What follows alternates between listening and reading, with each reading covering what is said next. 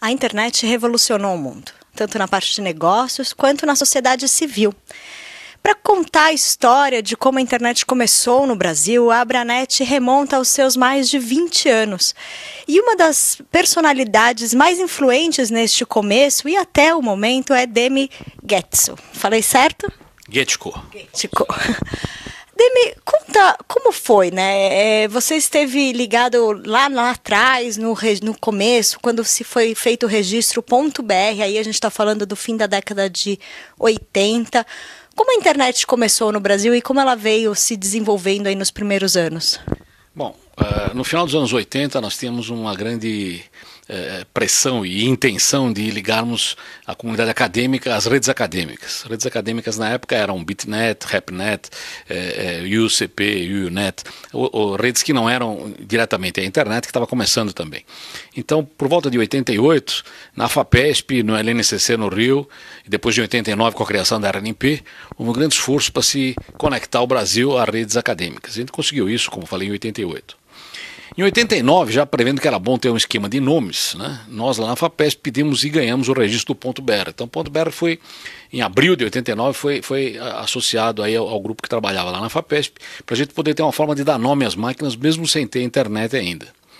Em 91, a internet começou a trafegar para o Brasil. Tivemos alguns primeiros pacotes funcionando, lá em janeiro, etc. e tal, já tínhamos alguma coisa funcionando como internet e a internet eclipsou todas as demais redes. As demais redes acadêmicas que eu citei, BitNet, RapNet, todas elas sumiram e todo mundo migrou para a internet, que virou a solução padrão.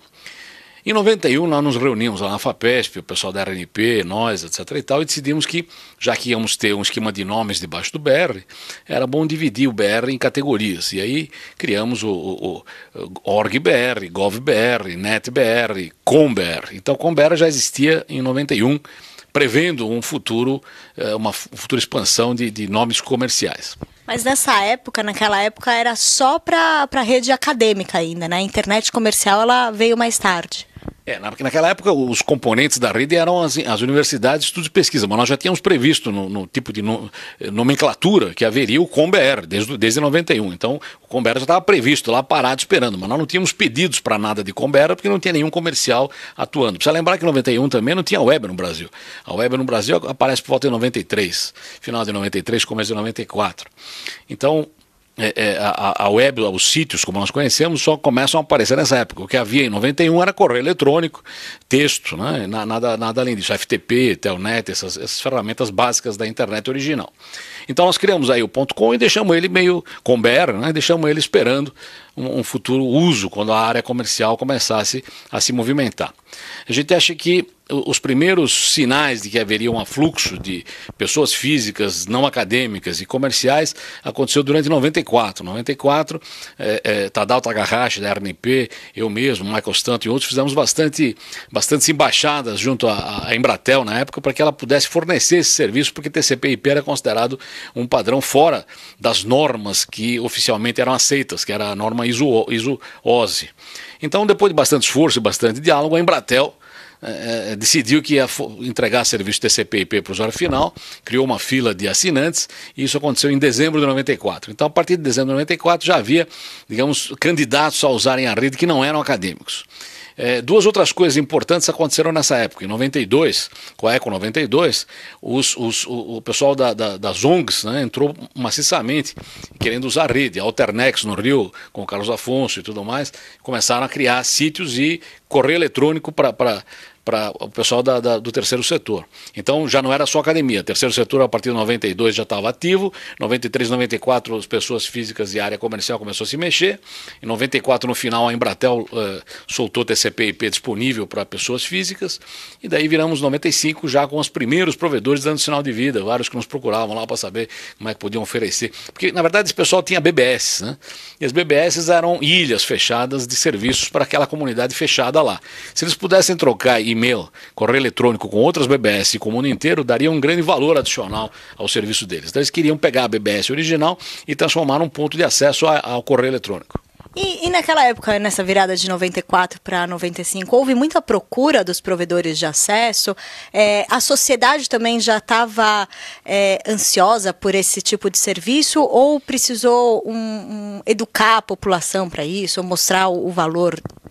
Não, eu acho que o que nos ajudou bastante foi, em primeiro lugar, as ONGs, né, o pessoal do terceiro setor, já com a Eco 92, estava atento a isso e era uma ferramenta boa para mobilização. Eles usavam correio eletrônico e tal para se organizar entre si, né, dentro das áreas de interesse deles. O pessoal que era mais pessoa física normal, não acadêmico, nem terceiro setor, já havia um costume grande de usar BBS. BBS tinha especializado em jogos, especializado em software, quer dizer, você entrava numa BBS específica que atendia os seus desejos, tinha lá o operador da BBS, ficava o dia inteiro lá monitorando o que acontecia, e esse pessoal estava maduro para se conectar, digamos, em larga escala com o resto do mundo. Isso nos Estados Unidos também aconteceu. Nos Estados Unidos, a América Online era uma Big BBS, se conectou à internet, trouxe um mar de usuários para a rede naquele momento. Então, a maioria dos usuários já vieram de algum tipo de conexão. Claro que apareceram usuários que nunca tinham se conectado e que iam se conectar à internet pela primeira vez. E certamente o modelo de negócio que as BBS já exploravam podia ser expandido com vantagem. Era só você ter algumas linhas telefônicas aí que pudesse usar, botava lá um inferninho com algumas linhas telefônicas e os seus usuários poderiam então sair dali para usar a internet e as redes adicionais. Nesse começo, quais foram as principais dificuldades dos provedores? Eu falei já com alguns e falaram que conseguir linha telefônica era um grande obstáculo, porque precisava de uma quantidade enorme para os usuários poderem se conectar a essas linhas, para conseguirem ter o acesso à internet. Quais foram os desafios?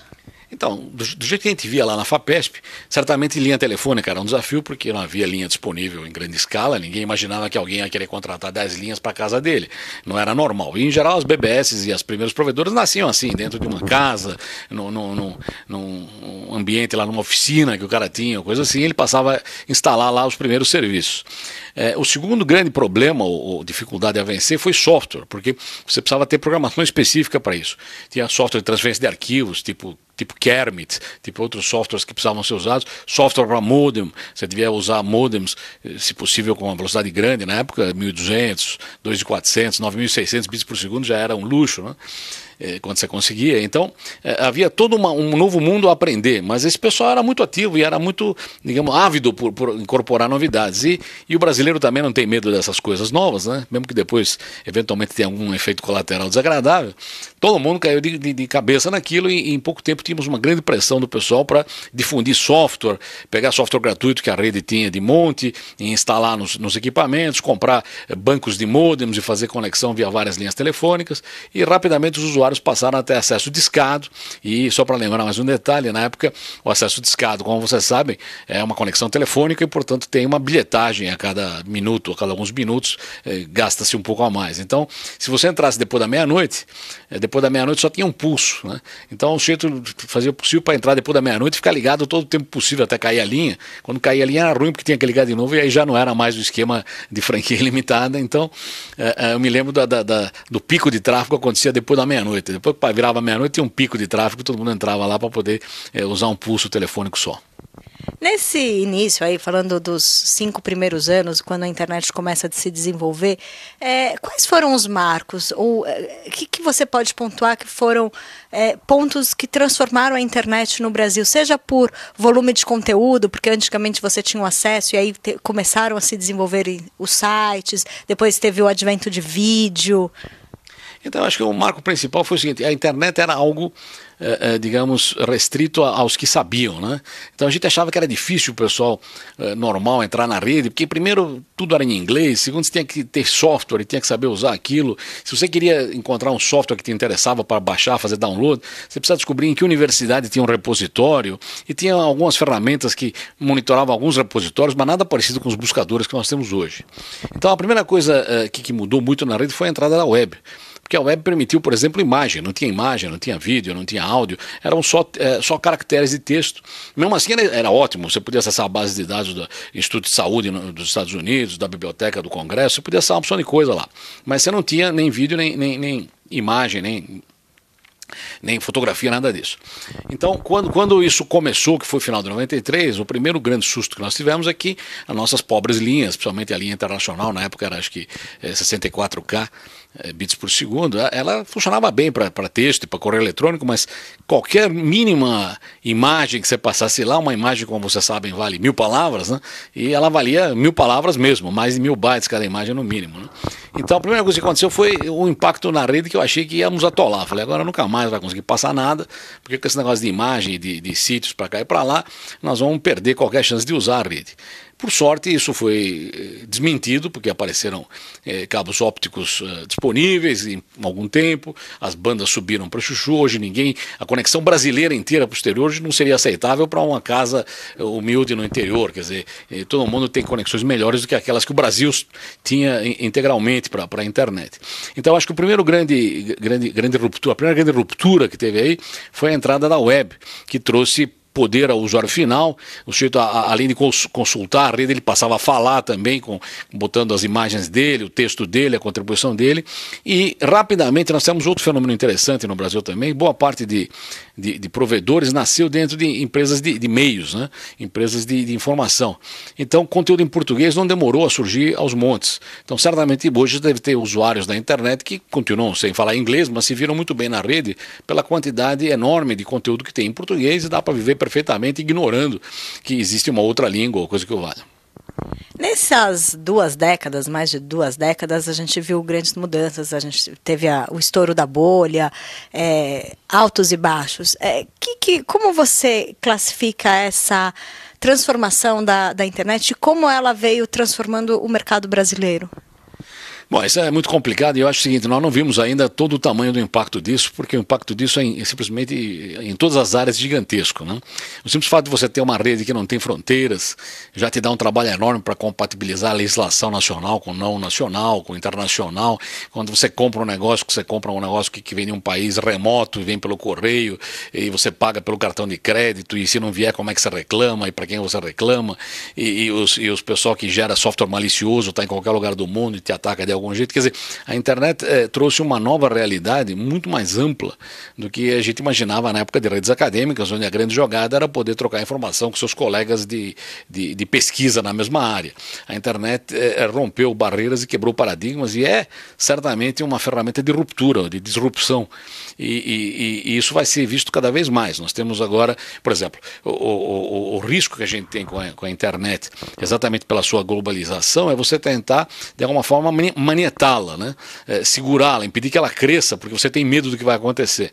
Então, uma das coisas que o Comitê Gestor fez, depois de uma longa discussão, foi estabelecer um marco, que é o Marco Civil, quer dizer, o decálogo que deu origem ao Marco Civil, para que nós pudéssemos proteger os conceitos principais da rede e pudéssemos dizer ao pessoal o que é da rede e o que é do usuário, para que a rede pudesse ser protegida, porque a gente acha que tem muito valor nela e é fundamental.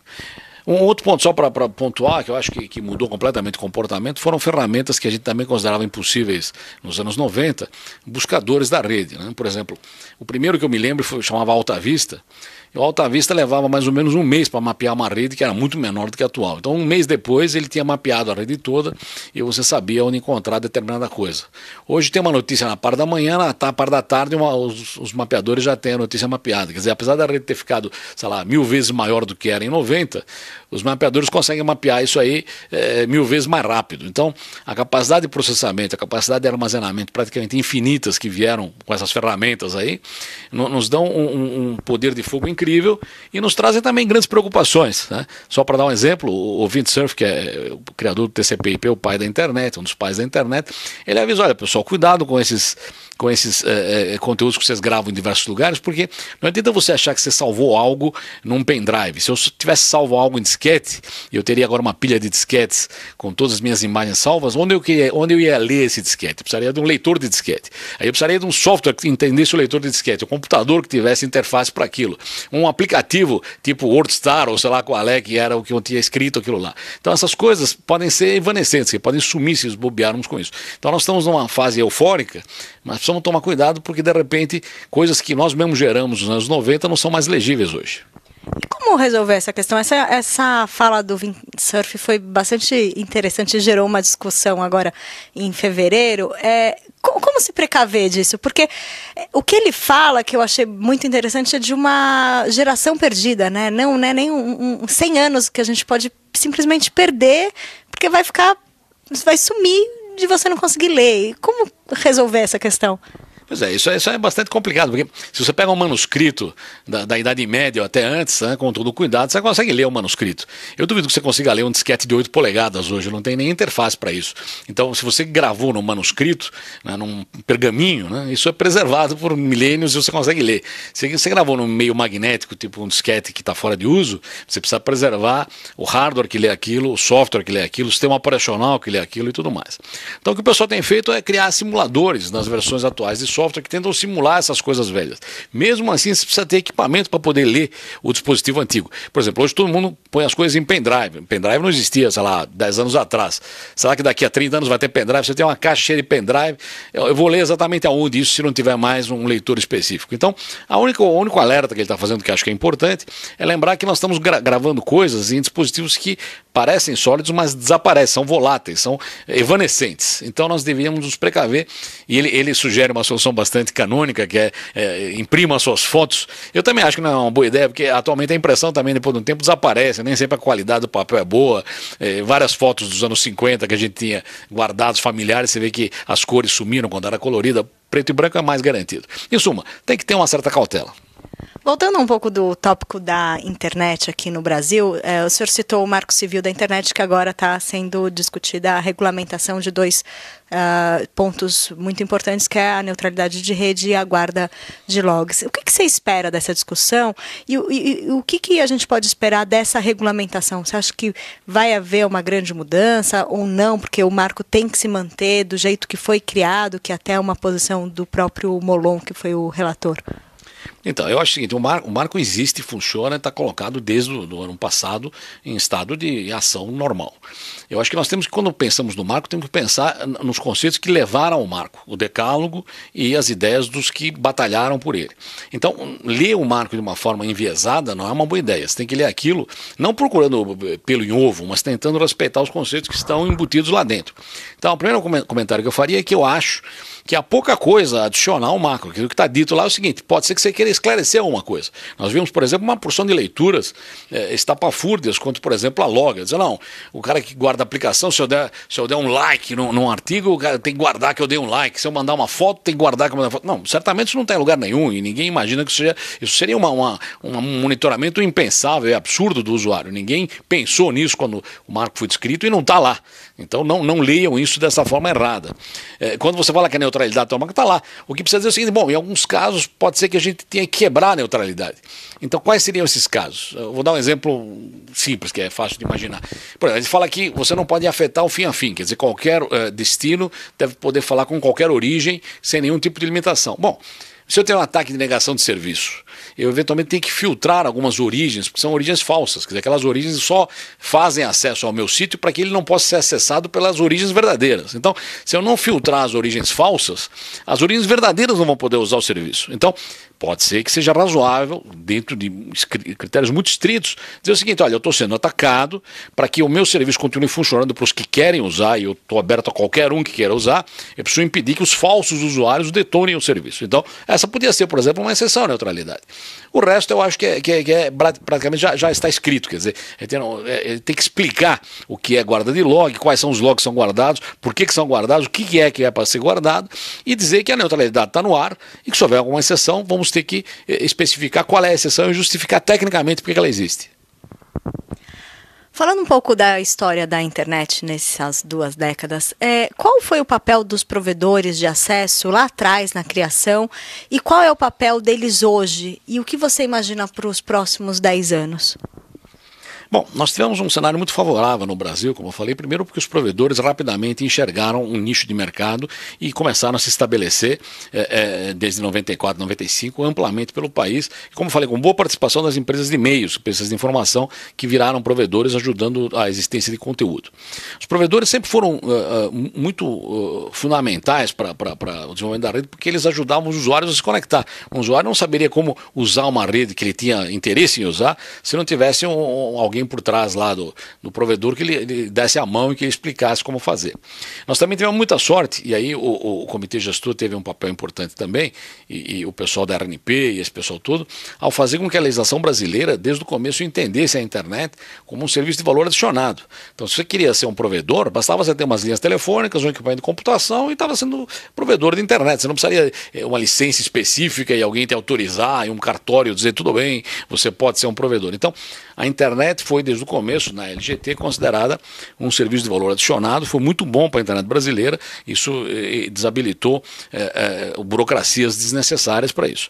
É claro que o provedor começa como aquele que dá acesso à rede, mas além de dar acesso à rede, ele dá acesso a serviços variados, ele dá apoio ao usuário, ele treina o usuário, explica, quer dizer, o provedor virou também um provedor de serviços como correio eletrônico, provedor de conversas online, tipo chat, coisas desse tipo. Quer dizer, o provedor expandiu a sua margem inicial, que era simplesmente dar acesso à rede, como dar acesso a conteúdo também, eventualmente com conteúdo local.